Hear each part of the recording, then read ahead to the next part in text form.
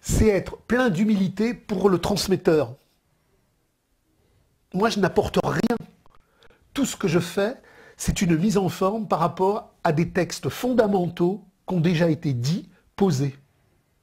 Et aujourd'hui, en 2015, il n'y a plus rien à dire de neuf. Tout a été dit.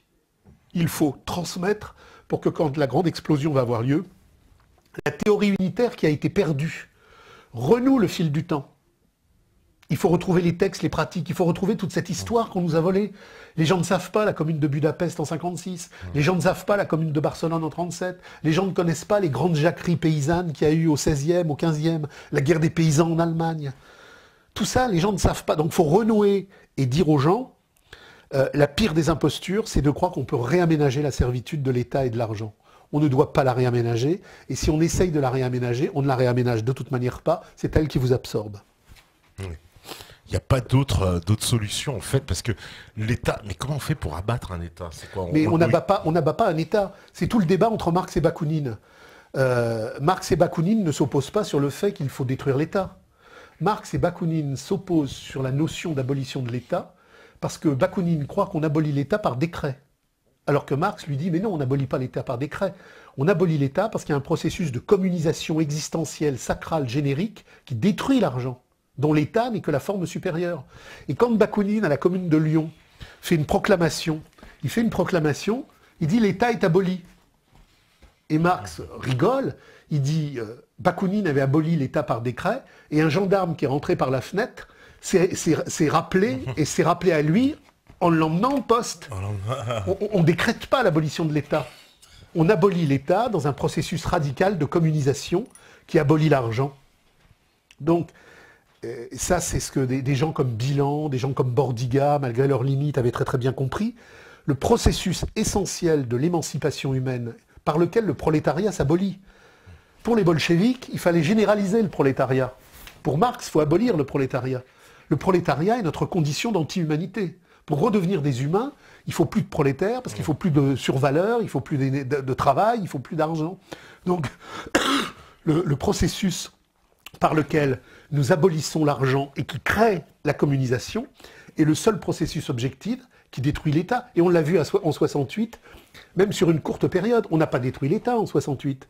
Mais le degré d'instabilisation du processus réfractaire, qui n'était pas la communisation, mais qui était une tendance contradictoire vers ses aspects premiers, a foutu une panique. De Gaulle s'est barré, Pompidou était sous la table, coupe de Murville. Donc déjà dans un processus réduit, on a vu que la seule chose qui fait trembler l'État, c'est le processus de radicalité.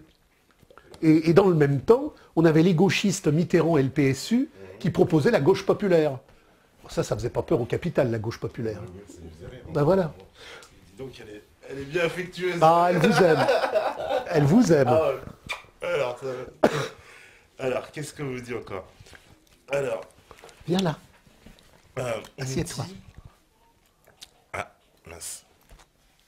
On nous dit plus rien. Ben si, on dit... La police nous a coupés. Non, pas encore. Oui. Dans le micro, d'abord. Ouais, oui, j'arrive. Alors, non, j'arrive. Attends, il faut que je reprenne le... Je vous rassure, parce que la salive du chien est très positive. Parce que le chien a plein de microbes dans sa dentition. Ouais. Donc s'il vous mord, c'est très négatif. Mais il a plein d'anticorps dans sa salive pour se protéger. D'accord. Donc si un jour vous êtes blessé et qu'un chien vous lèche, c'est très bon. Alors, ça va alors. Je vais pas être malade, quoi.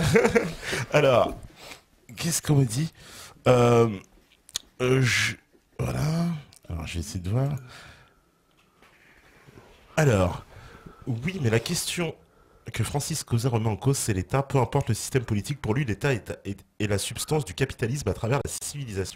Il explique qu'il faut détruire l'État. Il y a eu des États avant le capital. Mais la forme la plus aliénatoire de l'État, c'est dans le capital. Mais il y a eu des États précapitalistes. L'État monarchique n'est pas un État capitaliste. Il le devient petit à petit par l'emprunt et la fiscalité, parce que c'est les rois de France qui vont faire naître la bourgeoisie. Mais l'État, il n'y a pas l'État. Il y a eu des États successivement dans l'histoire, dans des formes diverses et variées, complémentaires et contradictoires. Aujourd'hui, il n'y a plus d'État que capitaliste. C'est pour ça que Rosa Luxembourg, contre Lénine, dit aujourd'hui où le capitalisme s'est emparé de la totalité de la Terre, toute lutte de libération nationale est une imposture. Alors qu'au XIXe siècle, Marx soutenait les luttes des Irlandais contre l'Angleterre. Parce qu'on n'était pas encore en domination réelle. C'est pareil pour le syndicalisme. En domination formelle, le capital ne veut pas de syndicats. Parce que ça le brusque.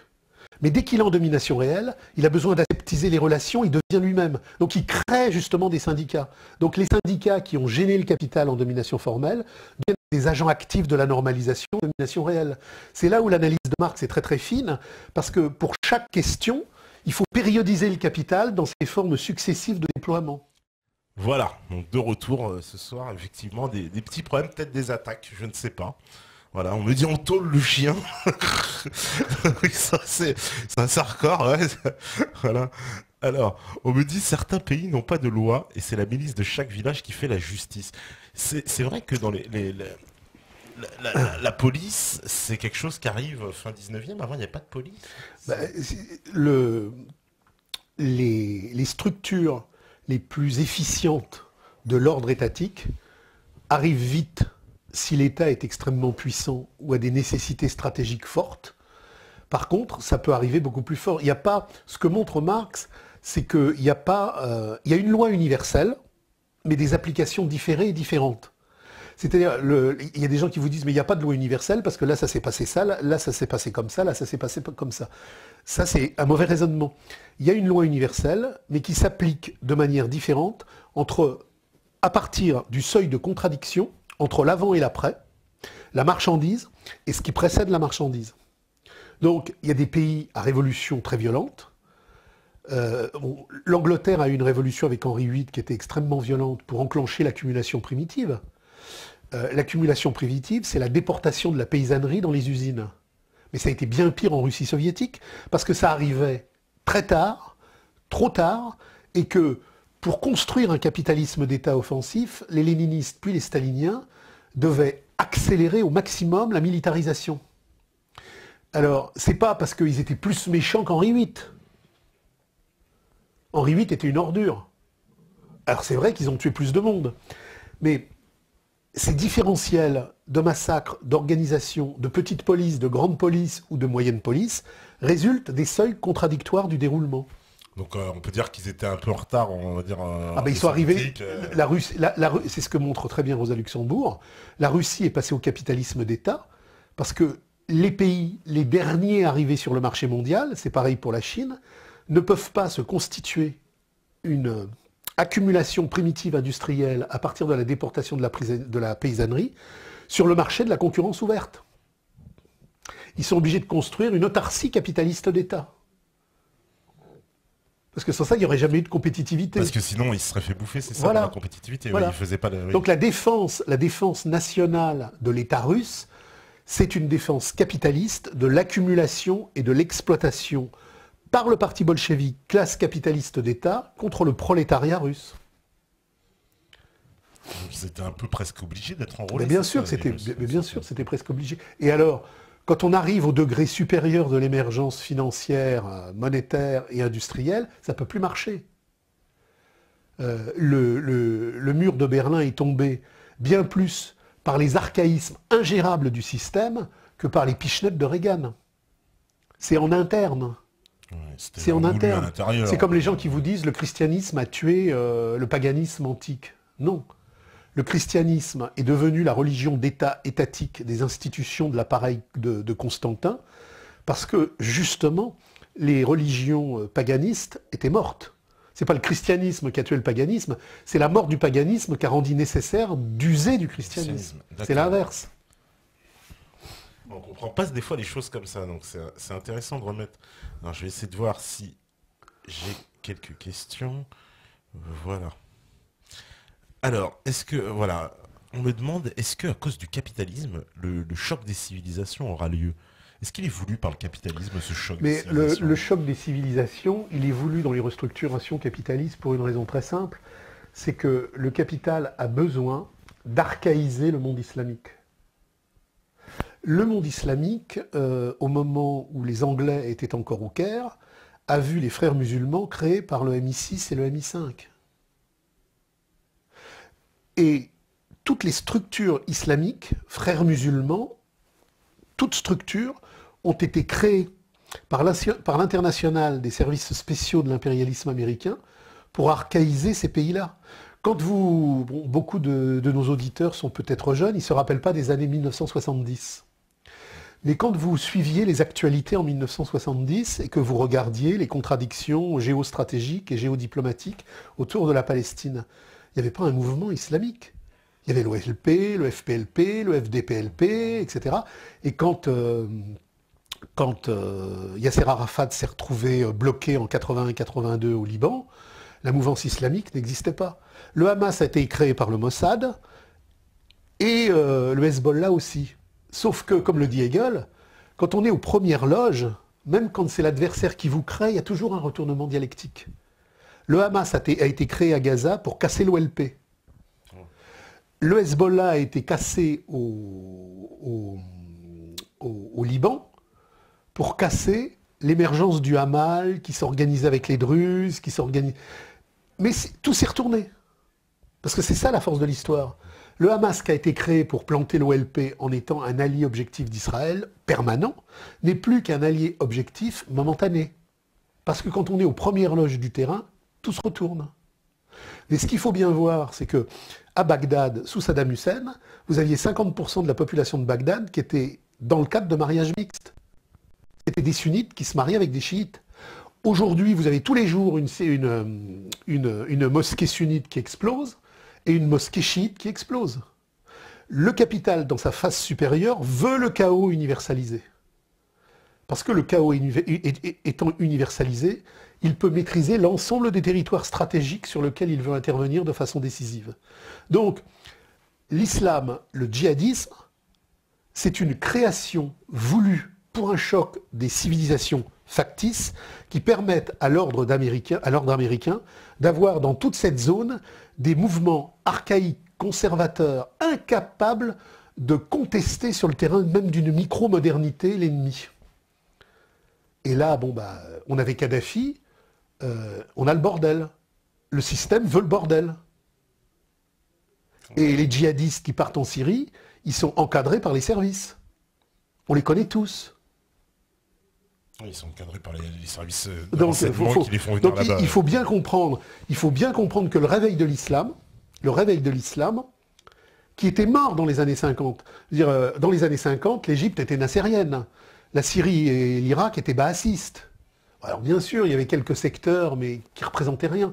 La renaissance islamique contre les secteurs de la modernité arabe laïque a été planifiée, organisée par les services secrets de l'impérialisme américain dans le cadre du développement d'un fétichisme de la marchandise qui doit complètement neutraliser ces zones stratégiques parce qu'elles ont des ressources que le système ne veut pas lui voir échapper.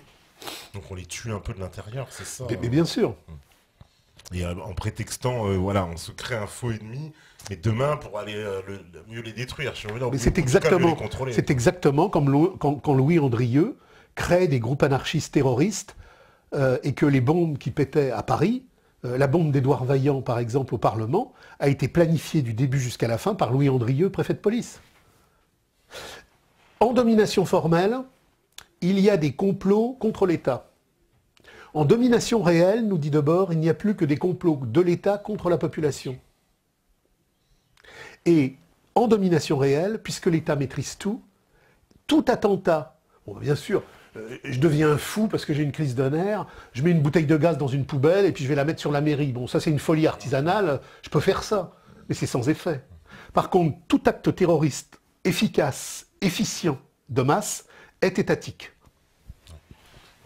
C'est ce que je pense aussi, parce que je vois pas comment... Mais il suffit de lire Debord. Hein. Ouais. Commentaire sur la société du spectacle, il y a tout sur l'Italie. Et l'Italie a été le laboratoire de recherche à travers le Gladio, la mafia, le Mossad, la CIA. Tout s'est mis en marche là. C'est un laboratoire préfiguratif. Oui, parce que on sait que tout le monde politique italien est sous la main de services de renseignement américains dès la fin de la Seconde Guerre. Franceschini, qui est donc un des dirigeants historiques des Brigades Rouges, a publié il y a quelques années un ouvrage dont j'ai oublié le titre exact, mais qui doit contenir les Brigades Rouges. Et il dit à un moment donné, on a compris que tout l'organisme central de la brigade, c'était les services secrets. C'était les services secrets. Les services secrets ont tué Aldo Moro pour 2 raisons. Il fallait un bordel social parce que il y avait des grèves très dures dans les usines, des grèves sauvages que le syndicalisme, la gauche et les gauchistes n'arrivaient pas à maîtriser. Donc il fallait une explosion d'horreur qui mette tout le monde au garde à vous dans une... je suis Moreau, je suis Charlie, je suis Moreau. Donc tout le monde était Moreau. Et donc du coup tout s'est arrêté. Et donc tout s'est arrêté. Et dans le même temps, l'Italie de Moreau avait une vocation non alignée. Moreau avait une vision géopolitique qui voulait voir en l'Italie une passerelle entre le monde européen et le monde africain et nord-africain. Et l'OTAN voulait absolument rompre cette velléité de non-alignement. Donc pour des raisons internes et pour des raisons externes, les brigades rouges étatiques ont assassiné Moreau. Alors, on me dit... Qu'est-ce qu'on me dit encore Voilà ce que... Oui, on me demande un message de saint Thomas d'Aquin. C'est très bien, saint Thomas, tout est très bien. Mais le problème, c'est que quelqu'un qui s'arrête à saint Thomas d'Aquin, il ne comprend pas que saint Thomas d'Aquin exprime une période, qu'après il y a eu autre chose, et puis qu'il y a chez saint Thomas d'Aquin du contradictoire. Les gens ont des fétiches. La différence entre Marx et tous les autres auteurs, c'est que Marx dit je n'ai rien inventé, je n'ai rien découvert, je ne fais qu'exprimer le mouvement réel de la tradition primordiale qui, de la révolution néolithique jusqu'à la révolution moderne qui surgira de la crise du capital, exprime la contradiction entre la vie humaine et la dépossession de l'argent. Il dit je n'invente rien, je rends compte d'un mouvement réel. Par contre, tous les autres auteurs ont cette névrose créationniste, ils ont créé des choses, ils ont vu des choses, ils ont inventé des méthodes. Non. Marx dit j'exprime l'automouvement de la réalité à travers les luttes de classe.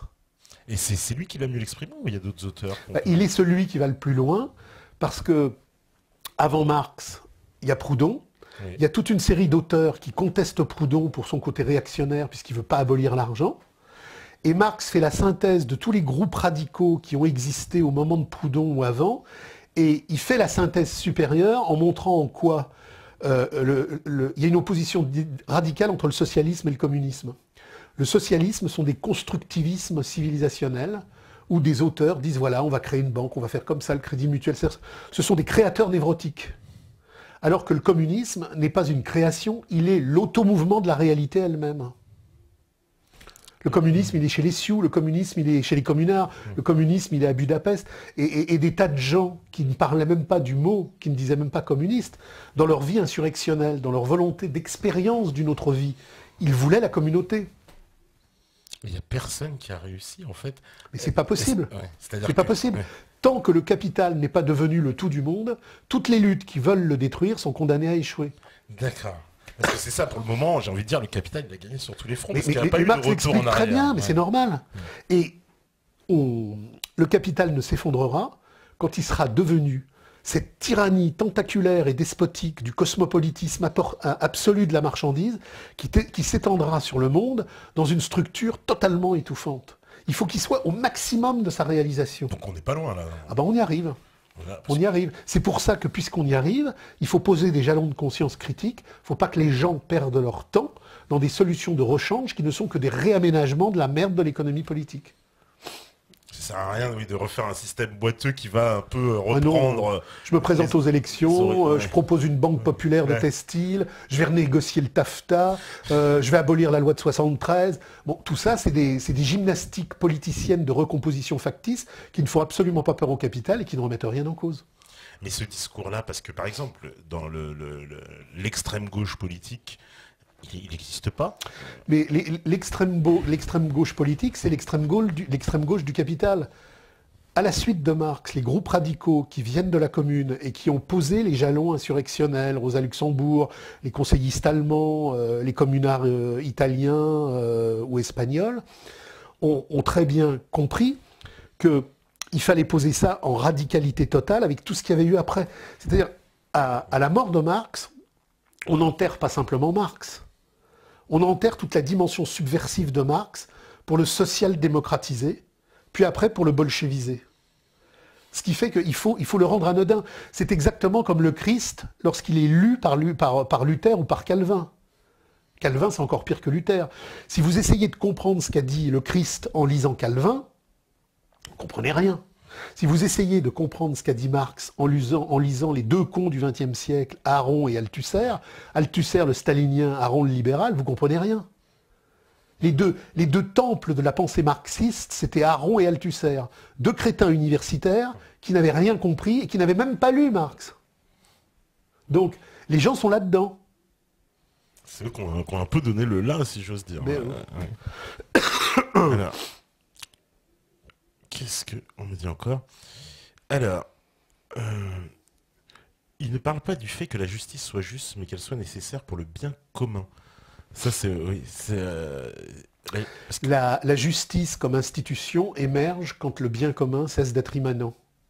Dans la communauté générique, chez les Sioux, les Cheyennes, les Germains, il n'y a pas de juge de paix. Il y a une immanence logique. Tout se règle dans l'immanence logique. Ça ne veut pas dire qu'il n'y a pas de conflit. Ça veut dire que jamais un conflit ne s'autonomise jusqu'à pouvoir dissoudre le groupe. On crée la justice comme pouvoir séparé, à côté de l'État comme pouvoir d'unification séparé, quand le degré de désarticulation de la communauté est devenu tel que rien ne peut plus tenir s'il n'y a pas une coercition normative. Mais dans une communauté organique, il n'y a pas plus de religion, de politique que de justice, il y a l'immanence. Quand on voit Danse avec les Sioux, ils n'ont pas de juge, ils n'ont pas de prêtre. Les Gaulois avaient des druides, parce que les Gaulois étaient déjà à un stade de dégénérescence civilisationnelle. Quand César arrive sur le Rhin et qu'il écrit la guerre des Gaules, il dit, contrairement aux Celtes et aux Gaulois, les Germains n'ont pas de druides. Et les Germains ignorent la propriété privée. Alors que les Gaulois connaissent déjà... Les Gaulois sont encore dans une propriété communiste, mais qui a laissé apparaître à la périphérie des propriétés privées. Et si vous voulez, les Celtes sont beaucoup plus en avance que les Germains, les Romains sont beaucoup plus en avance que les Celtes, donc quand on prend à la même période ces groupes et qu'on les compare, on voit qu'il y en a qui n'ont pas de justice, pas de prêtre, pas de propriété, d'autres qui ont déjà une religion très codifiée, avec le problème de Dumézil et de la trifonctionnalité. Ce que montre très bien Marx, c'est que la trifonctionnalité n'explique pas la racine indo-européenne, elle explique sa décadence. Il y a la trifonctionnalité, les producteurs, les prêtres, les guerriers, ça émerge postérieurement à la révolution néolithique, quand la communauté générique est divisée, et que donc on la tronçonne en tripartition aliénatoire. Mais les Grecs, avant la réforme de Solon et de Clisthène, ignorent... Marx et Engels ont fait tout un travail sur l'Iliade et l'Odyssée à partir des traductions. Quand on dit que Agamemnon est un roi, Agamemnon n'est pas un roi, il est un basileus. Sauf que le basileus à l'époque d'Agamemnon ne se traduit pas comme un basileus à l'époque d'Aristote. Donc on traduit le basileus comme si on était après Platon, alors que le mot basileus veut dire simplement représentant. Donc Agamemnon est élu, mandaté pour une mission spécifique, mais on peut à tout moment lui retirer cette mission spécifique. Il est un conducteur. Chez les Sioux, de temps en temps, il y a une opération à monter. On va déléguer la responsabilité stratégique de l'attaque, parce qu'on n'est pas con, on comprend bien que si on est 25 et que 25, on va déléguer momentanément une articulation stratégique pour mettre en marche une efficience spatiale polémique. Mais une fois que l'efficience spatiale polémique est terminée, c'est fini. C'est pour ça que les Germains ont tué Arminius. Arminius, qui avait vécu avec les Romains, ça lui était monté à la tête. Et quand il y a eu la bataille de Teutobourg, il n'a pas simplement été content de gagner cette lutte contre les Romains, il a voulu devenir chef permanent. Alors que les Germains l'avaient simplement délégué comme meneur ponctuel. Et comme il faisait chier tout le monde, eh ben, les tribus germaniques ont flingué Arminius, parce qu'Arminius avait déliré. Par contre, quand vous prenez Clovis et le partage du vase de Soissons, là, on est déjà dans un degré de germanité décomposé, parce qu'il ne peut pas donner le vase à l'évêque. Le vase est prise commune. Et le guerrier qui s'oppose à la donation du vase s'inscrit dans les liens ancestraux de la pérennité traditionnelle du communisme de la marche germanique. Mais comme on a avancé, il lui brise la tête. Et comme on a tellement avancé dans la décomposition aliénatoire, les autres guerriers laissent faire. Alors qu'ils auraient dû fracasser le crâne de Clovis. Donc si vous voulez, d'Arminius à Clovis, on voit une décomposition, donc tout doit s'analyser dans l'extériorisation, le niveau, le seuil, le contradictoire. Il faut être fin. Il ne faut surtout pas être un débile universitaire, surtout pas un débile journaliste. Il faut revenir à la matrice des spontanéités radicales, du savoir de la radicalité profonde. Mais les sociétés dont on parlait tout à l'heure, on va dire les sociétés amérindiennes, elles avaient l'utilisation de l'argent, non, dans leurs échanges, puisqu'ils ils utilisaient les coquillages. Quand les dominicains, on a énormément de textes dominicains et franciscains et jésuites, parce que les jésuites ont fait beaucoup pour le missionnariat indien. Les jésuites arrivent dans un village huron, ils offrent plein de choses aux Hurons. Et les Hurons se barrent. On n'a pas besoin. Par contre, sur la côte ouest, on a des tribus qui sont déjà sur un cheminement agraire avec la pêche et qui ont une prémonnaie de coquillage. Et qui, eux, vont faire ce que ne font pas les Hurons. Du troc avec les Européens. Voilà. Donc si vous voulez, il y a tous les niveaux. Mais les prêtres missionnaires jésuites disent c'est incroyable, on leur offre des trucs, ils disent mais on n'en veut pas, on n'en a pas besoin, on a tout. Et puis pourquoi ce serait plus à nous c'est à tout le monde. Donc personne n'emporte rien dans sa tente. Non, parce que alors les gens vous disent toujours, j'ai participé à des conférences ou à des rencontres, les gens vous disent l'homme a le pouvoir dans la tête et dans le cœur. Non, non, le pouvoir ça n'existe pas. Il n'y a que des espaces de pouvoir. Le pouvoir en tant que tel n'existe pas historiquement. Ce qui existe, c'est des espaces sociaux et historiques où le pouvoir émerge et s'élabore. À partir du moment où je suis dans une communauté qui ne laisse pas passer ces espaces, ça n'existe pas la volonté de pouvoir. Pour qu'il y ait volonté de pouvoir, il faut qu'il y ait un espace matérialisant la volonté de pouvoir. C'est pour ça que les premières rencontres avec les Sioux, les Cheyennes et les Hurons sont très intéressantes. Parce que dans leur première perception, dans leur première traduction, les missionnaires disent chef. Et ils croient que les types ont un pouvoir sur le groupe. Et très vite, ils découvrent que dans la dynamique relationnelle qui lie la communauté à chacun et chacun à la communauté, il y a de temps en temps, il y a une spécificité particulière. Il y en a un qui est meilleur dans la finition de l'arc. Donc on lui demande un conseil. Mais aucune spécificité positive ne se cristallise en spécialité et en pouvoir. Oui, ça ne veut pas devenir... Le problème, il faut que nos auditeurs se nettoient la tête. C'est-à-dire que nous sommes infestés depuis des lustres. Il y a toujours eu du pouvoir, il y a toujours eu de l'argent, il y a toujours eu du despotisme, il y a toujours eu des volontés d'asservissement. C'est-à-dire qu'on nous a inscrits dans une chanson infernale où il y a toujours eu, où il y a toujours eu, où il y a... Non, il n'y a pas toujours eu. Tout change à partir de la révolution néolithique. Et tout, à partir de la crise cataclysmique du capital qui va avoir lieu dans les années qui viennent, peut changer. Non pas pour retourner en arrière dans une communauté néolithique, locale, éparpillée, mais pour enfin créer la vraie communauté universelle. Quand les gens vous disent, quand il y aura la communauté, il y aura des gens qui se battront avec... Non, parce que là, la communauté ne sera pas, comme avec les Sioux et les Ponis, localisée dans un compartimentage, elle sera universalisée. Quand en Espagne, les Castillans, les Navarrais... les Catalans et les Aragonais s'étaient tapés dessus pendant des siècles dans le cheminement géodiplomatique de l'aliénation étatique. Et qu'ils ont basculé dans le communisme de 1937 où ils abolissaient l'État et la marchandise.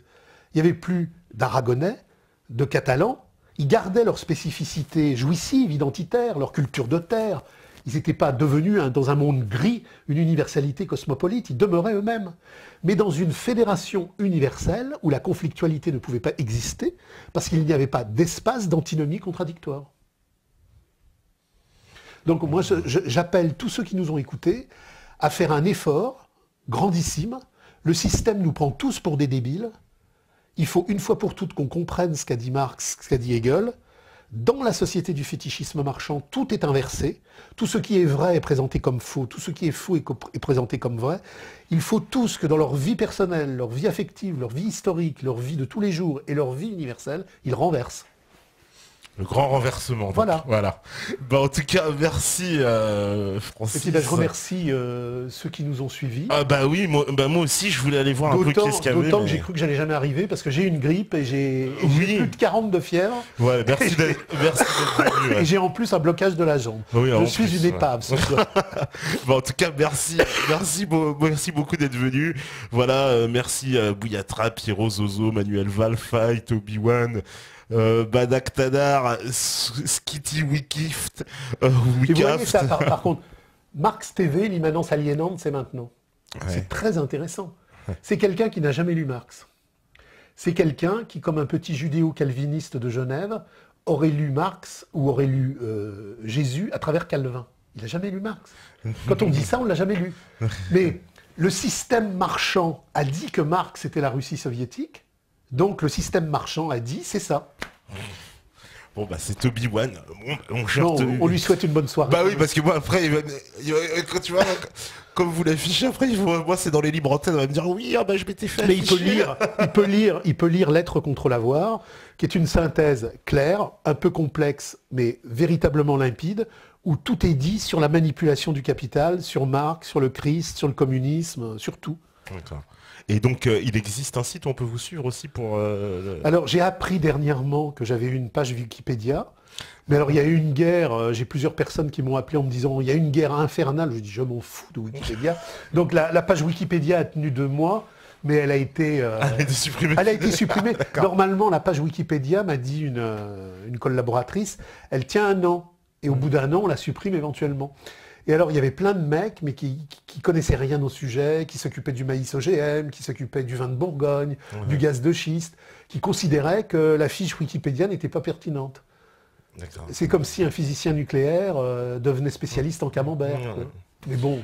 Mais ce qui est intéressant sur Internet, indépendamment de Wikipédia, c'est que très vite, les forums, alors moi je suis jamais sur Internet, mais de temps en temps on m'en sélectionne et on me les montre, il y a un sujet, et au bout du 2e intervenant, on n'est plus sur le sujet, on est sur un délire interpersonnel où chacun part dans sa sauce. C'est la pathologie du capital. L'émotionnalité narcissique, clôturée et perdue. Ah, vous avez la cote, je vais vous la laisser, ça. Ouais, je sais pas, tu veux rester avec le monsieur? Ah, bah oui.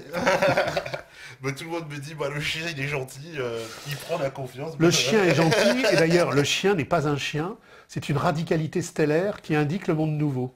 Parce qu'il y a dans les chiens beaucoup plus de présence existentielle qu'on ne l'imagine. Il y a chez l'animal, si vous avez une relation d'hominisation avec lui, vous en ferez jamais un homme, mais une relation affective à un chien, même à un chat, elle transforme plein de choses. Oui, c'est vrai. Ben, bien sûr. C'est vrai. Et je dis toujours que les gens qui ont les gens ont un rapport à l'animal qui permet d'entrevoir leur rapport à l'homme. Oui, non, mais c'est vrai. Hein.